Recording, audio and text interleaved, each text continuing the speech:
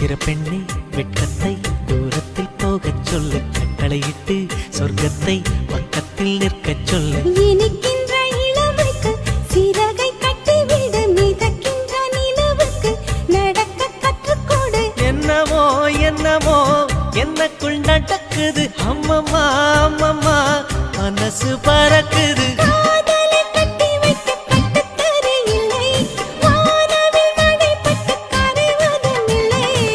வானத்து நிலவெடுத்து வாசலில் வைக்கட்டுமா?